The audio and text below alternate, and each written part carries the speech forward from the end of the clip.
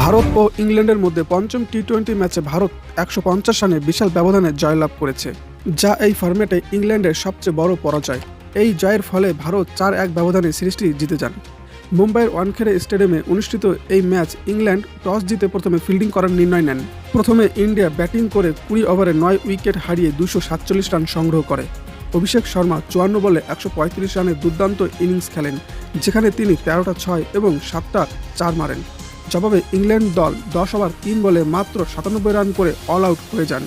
Philip salt ২৩ বলে ৫৫ run করে, তবে দলের অন্য কোনো ব্যাটসম্যানগুলি উল্লেখযোগ্য অবদান করতে ব্যর্থ হন।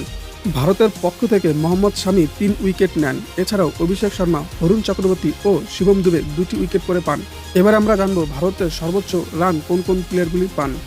অভিষেক শর্মা ৫৪ বলে ১৩৫ রান, ১৩টি ৬, ৭টি ৪। শিবম দুবে ১৩ বলে ৩০ রান, ২টি ৬, ৩টি ৪। তিলক ভার্মা ১৫ বলে ২৪ রান, ১টি ৬, ৩টি ৪ এবং সঞ্জু স্যামসন ৭ বলে ২টি ৬, ১টি ৪। ইংল্যান্ডের হয়ে সর্বোচ্চ উইকেট পান ব্রাইডন কার্স ৪ ওভারে ৩৮ রান দিয়ে ৩ উইকেট। মার্ক উড ৪ ওভারে ৩২ রান দিয়ে ২ উইকেট এবং আদিল রাশিদ, জামি ওভারটন ও জফরা আচার একটি করে উইকেট পান।